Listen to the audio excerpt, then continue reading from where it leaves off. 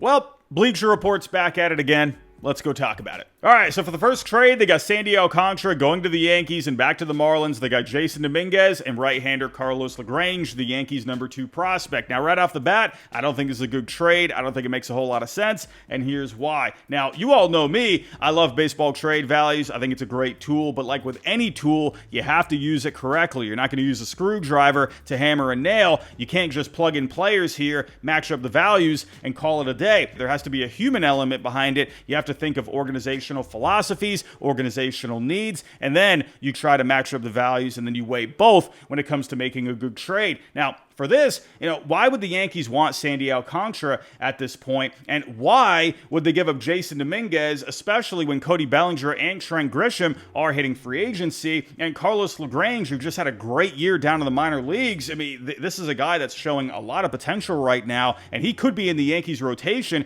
this coming year. But when it comes to the Yankees rotation, I mean, they're looking pretty good right now. Sure, they had an exit in the division round against the Blue Jays, but Max Fried, Carlos Rodon, those guys were great this past year. Cam Schlittler, he dominated against the Red Sox. Luis Gil, he just came back this year from a lat injury. And Garrett Cole is coming back into the rotation for 2026. So why would you give up a really good pitching prospect in LaGrange along with a guy that could be in your starting outfield next year in Jason Dominguez? Now, sure, Jason Dominguez, maybe not great defensively, still needs to figure it out against lefties, but against righties this year, he did show some good things. And this is a guy who's still only 22 years old. He'll be 23 at the start of the next season. I still think he has a ton of potential. And sure, you got a guy like Spencer Jones down there where he's got a lot of power. There maybe could be something if he can get those strikeouts down a bit more. But Jason Dominguez, I still think, is uber talented, and he could very well be in the starting outfield for the Yankees this coming year. Now, sure, Sandy Alcantara, would he make that rotation better? Of course he would, but I just don't see why the Yankees would even go for him at this point. I think they need to focus on the bullpen, right? That was an up and down bullpen all year. They got a couple of guys hitting free agency with Devin Williams and Luke Weaver. So I think they need to focus there, especially because you are going to be getting Garrett Cole back for next year. So I don't know. I just don't think this trade really makes a whole lot of sense. For the Marlins, I could honestly see them hanging on to Sandy. Now, he did have a good second half, but overall up and down this year. And because of that, that is going to affect his trade value, even though he is on a team-friendly contract. I think teams out there are going to want to see a bit more consistency out of him to really give up a big package for him. So for the Marlins,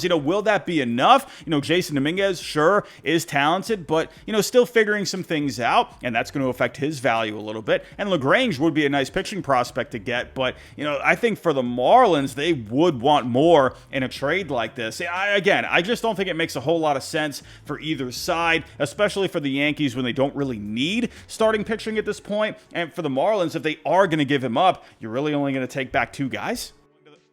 On to the next trade, and they have Nolan Arenado going to the Mets and back to the Cardinals. They got Sean Manaea, right-hander Jonathan Pintaro, and cash. Here's another one that I just don't think makes a whole lot of sense. Again, it lines up on BTV, but why would the Mets want Nolan Arenado at this point, and why would the Cardinals want Sean Manaea? I'll break it down for both. Now, Nolan Arenado, maybe last offseason I could have seen this because Brett Beatty, he was a big question mark, but he ended up doing pretty well this year, had a .435 on the slugging, played pretty well defensively, both at third and second base. So I could see him being an option for the Mets moving forward. So why would they downgrade when it comes to a bat in Arenado? Only had an 84 WRC plus this year, hit .237, a .289 on base, a .377 on the slugging. Sure, you're going to get some good defense, but Beatty is pretty solid defensively, and he's going to give you more with the bat. Had a 111 WRC plus overall this year. So I just don't see why the Mets would want to do this. And for the Cardinals, they're turning things over to a new regime led by Chaim Bloom. So if they're looking to clear some salary by trading away Arenado, why would they bring back another contract in Sean Manaea, who has around 2 years, $50 million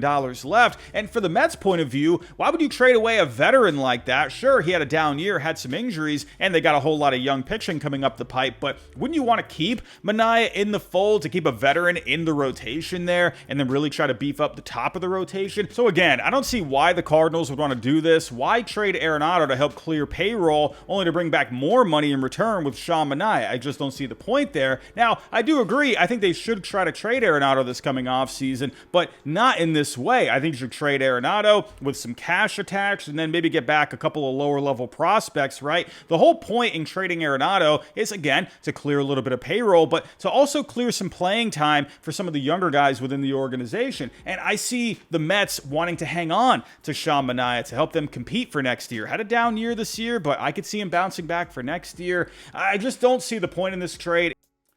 On to the next trade, and they have O'Neill Cruz going to the Tigers, and back to the Pirates. They have Jose Briseño, the Tigers' number 3 prospect. Ladies and gentlemen, I don't know what's going on here. These trades are not very good so far. And I promise, I'm not trying to just be negative just to create entertainment here. I really think these are pretty bad so far. Here's another one I just don't think makes a whole lot of sense. So again, they line up pretty close when it comes to the values, but why would these teams want to do this? Now, O'Neill Cruz, he did have a bit of a down year compared to his usual numbers over the last couple of years. Only hit 200, a 298 on base, a 378 on the slugging, and 86 WRC+. But he still hit 20 homers. The metrics were still very good when it came to the batted ball profile, ranking near the top here in average exit velo, barrel percentage, and the hard hit percentage. And he did walk a lot, 86th percentile, right around 12%. And with the speed, he was 93rd percentile. He stole a lot of bases, 38. Why would they want to trade O'Neill Cruz? Again, yes, a down year, but the Pirates offense has been absolutely terrible for like 85 years now. Why would they trade a guy that hit 20 homers with 38 stolen bases this past year? I just don't understand it. And when they got Paul Skeens at the top of the rotation, they've had some of the best starting pitching in all of baseball over the last couple of years. They need bats. They need to be bringing in bats, not trading away bats. I don't see the point of that. You are trying to be in a competitive window right now with Paul Skeens at the top of your rotation. That guy is going to be a Yankee, a Dodger at some point in the next 5 years. Why would you hurt your chances in trying to compete? I don't understand that. And for the Tigers,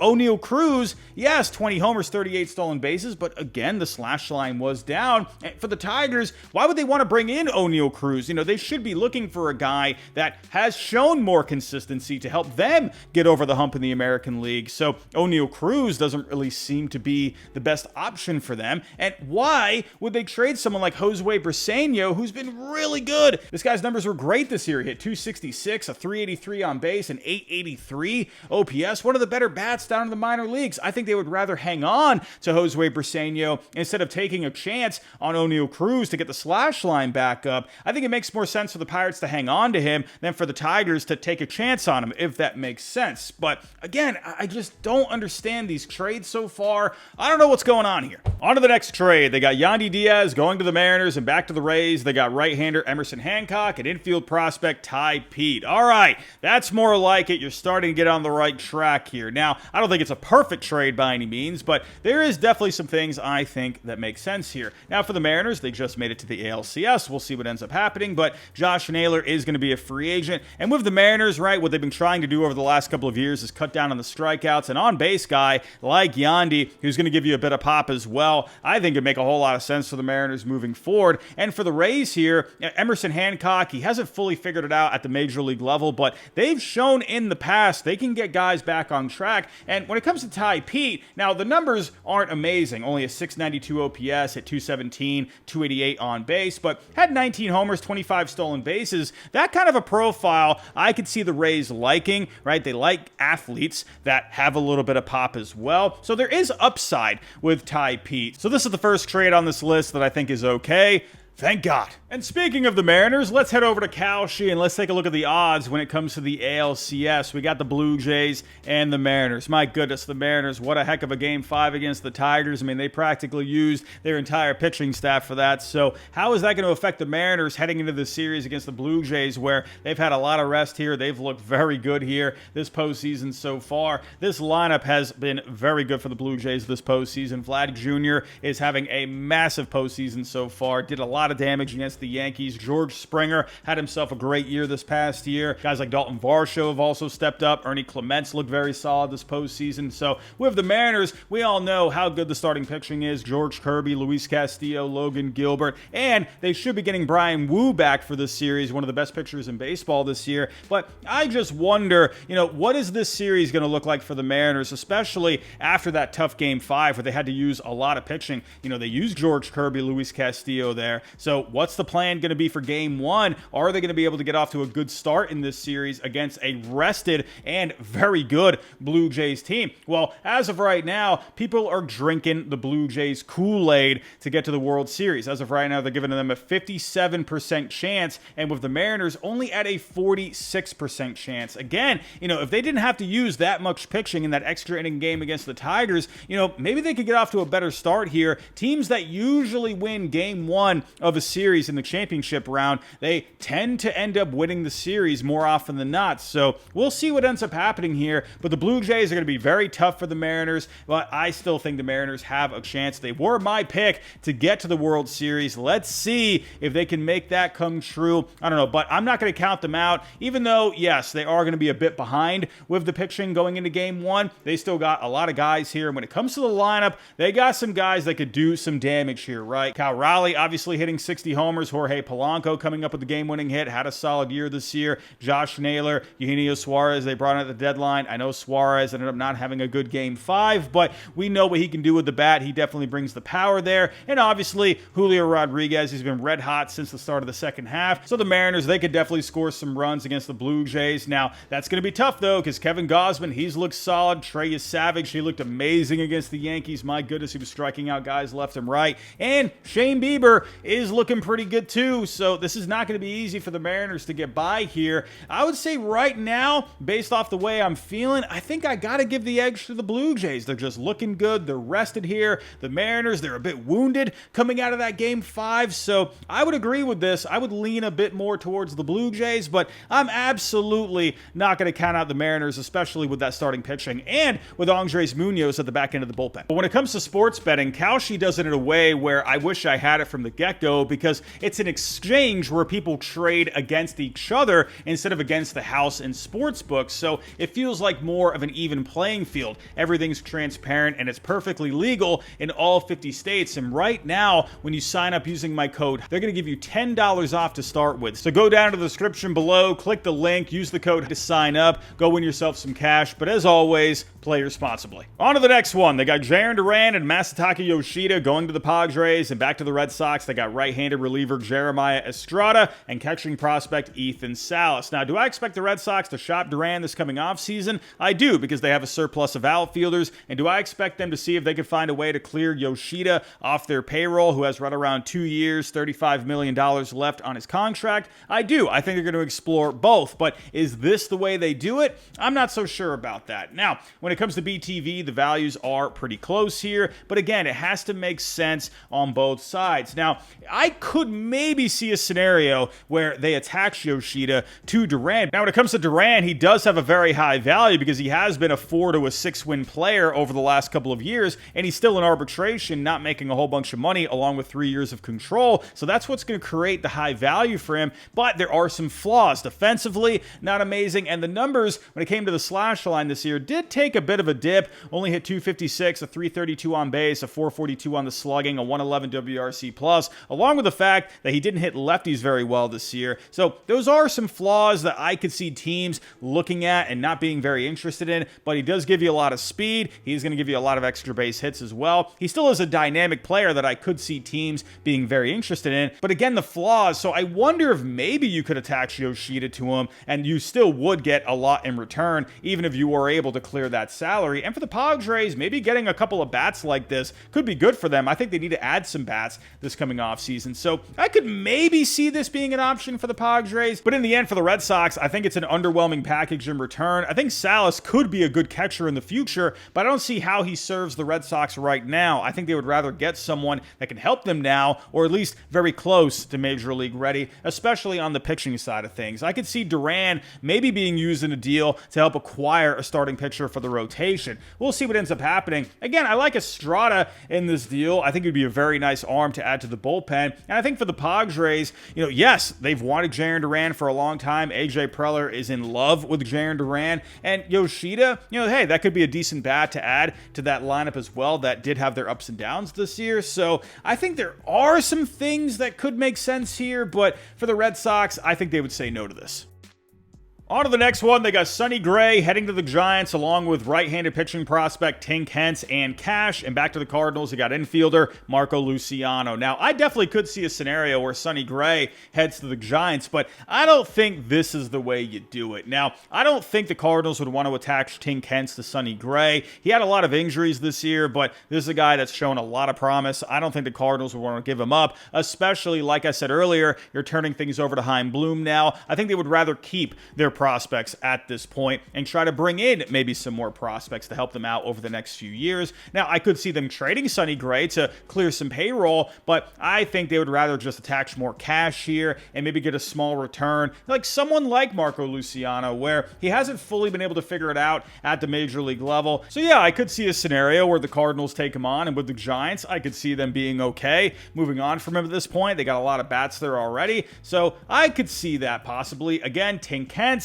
I don't really know about that one, but I could definitely see Sonny Gray in this rotation moving forward. I think they need to add another guy behind Logan Webb, Robbie Ray. Justin Verlander did look good in the second half. I could see him going back to the Giants for next year. He said he still wants to pitch in 2026, so I think Sonny Gray would be a nice fit. And with the Giants, they've shown in the past they have no problem taking on contracts. You just saw it with Rafi this past year. They're always aggressive in free agency, so they're okay with bringing some money on. I could definitely see a scenario where Sonny Gray could be with the Giants, and he was solid this past year. ERA was at a 4.28, but the metrics were better. FIP at a 3.39 over the 32 starts. I think he'd be a very nice fit for the Giants. So this trade exactly, not so much. I wouldn't put Tink Hence in there, but I like the idea of Gray going to the Giants. Moving on here, they got Stephen Kwan heading to the Dodgers, and back to the Guardians, they got right-hander Emmett Sheehan. Now remember, go back to the deadline. Kwan was popping up as a possible trade candidate. The Guardians weren't looking amazing at the time before they ended up getting red hot in September and they made the postseason, but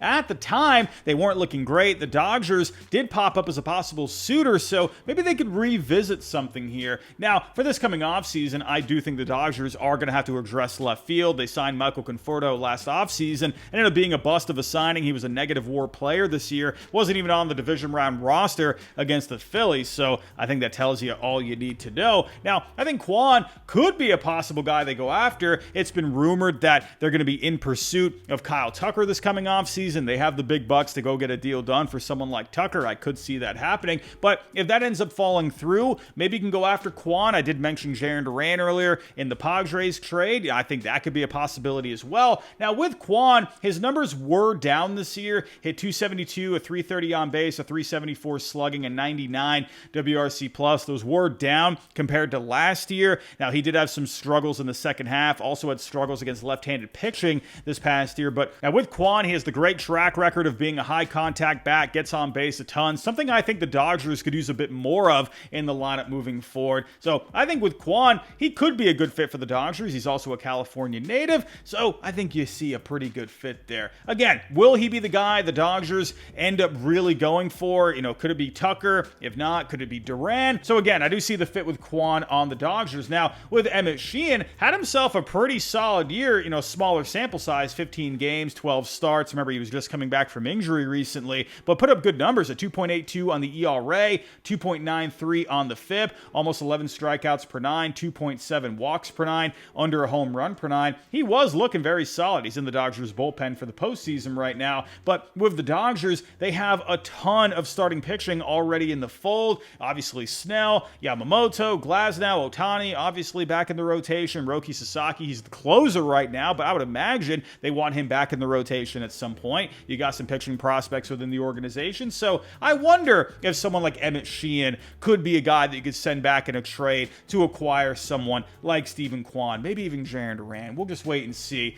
Now, with this trade, Kwan, he did lose a bit of trade value because of his numbers taking a step back this year, but you are still pretty close when it comes to the trade value. I do think there is a bit of realism in this. I could maybe see something like this happening, but overall, I think it's okay. And last but not least, they got Joe Ryan heading to the Red Sox, and back to the Twins, they got shortstop Marcelo Meyer. Now, I absolutely think the Red Sox are going to make a strong run at Ryan this coming offseason. Now, remember at the deadline, the Red Sox were interested in Ryan. I think they just ran out of time. The Twins are making a whole bunch of moves. So with someone like Ryan, who's going to be very expensive, I just don't think there was enough time on the clock. But for this offseason, absolutely, I could see something getting done. I could see a lot of other teams being in the mix as well. I think the Mets could maybe make a strong run at him. I think the Orioles could be a possibility. But with the Red Sox, they've rebuilt the farm system over the last several years. I definitely think they have the guys to get it done here. And they absolutely need someone like Joe Ryan. Garrett Crochet was one of the best pitchers in baseball this year. Clearly the ace of the staff. But behind him was lacking a little bit. Now, Brian Bayo, Lucas Giolito, they were pretty solid, but they were more like 3-4s in the rotation. Crochet needs a number 2 behind him to help anchor the rest of that rotation. I think Joe Ryan would be perfect. And again, it's not going to be cheap. For someone like Joe Ryan, who has a couple of years of control left, is one of the better pitchers in the game, it's going to cost you something. Now, with the Red Sox trade Marcelo Meyer, I'm not so sure about that. I think he could be the everyday second baseman next year. He showed a lot of promise this year, both with the bat and very good defensively as well. The Red Sox have had a lot of woes at second base over the last couple of years, especially defensively. So I think he could be the guy. Now, I know he's a shortstop, but Trevor Story, I could see him opting back in. Now, with Story, he did have his struggles defensively this year. Now, you could maybe make the argument that Meyer should be the everyday shortstop, but whatever it may be, I think Story and Meyer could easily be up the middle. So I have a hard time seeing the Red Sox wanting to trade him. I mean, maybe you could see that, but I also look at it from the Twins from this point of view. Would they want Marcelo Meyer? You got guys there already in the infield for the Twins over the next few years. Luke Keeschel, he looked very good in a small sample this year. That's a guy along with Brooks Lee. I think both those guys have a lot of promise. They also have Culpepper within the organization, so I'm not so sure. Now, I could see the Twins wanting some pitching back in return. Now, with the White Sox last year when it came to trading Crochet, they already had some good pitching within the organization, like Noah Schultz, Hagen Smith, but they needed more bats within the organization. That's why they got Kyle Teel, Braden Montgomery, Chase Meindroth. But for the Twins, I think they need some more pitching within the organization. So I could see something along the lines of maybe sending back someone like Connolly Early, who looked really good in a small sample size at the end of the season for the Red Sox, ended up pitching in Game 3 against the Yankees. So I don't know what the Red Sox want to trade him. I could see either him or Peyton Tolley. I think it depends on, who would the Red Sox rather give up. Peyton Tolley, he showed some good things this year. He's got a big old fastball from the left side. Still needs to work on the secondaries and the command a little bit more. But I think either one of those guys, I think would have to go back to the Twins in a deal like this. Maybe another solid pitching prospect like Brandon Clark, who has good swing and miss stuff from the left side. And you could still send back a couple of offensive players. Maybe the password, Yostinson Garcia. He had a good year in the minors this year. The Red Sox already have a lot of infielders. Maybe Mikey Romero. I know I just said with the Twins, they got some guys there, but if not Mikey Romero, maybe someone else, whatever it may be. I don't know. Marcelo Meyer, I mean, yeah, he would be very good for the Twins to get, but would that be their preference? I'm not so sure. But Joe Ryan heading to the Red Sox, I definitely could see that happening. For the article, it got off to a pretty bumpy start. The first few trades, I don't think made a whole lot of sense, but it got better as you went further into the article. So overall, I'll say it's okay. But everybody, let me know your thoughts down below in the comments. What do you think of these trades? What are some trades that you would like to see this coming off season? Tell me some trade proposals down below in the comments. But everybody, that's all I got for right now. If you can on the way out, hit the like button for me. Subscribe if you're new. We're trying to get to 60K by opening day. If you could help us get there, I'll love you forever. But everybody, that's all I got for right now. I'll talk to you next time.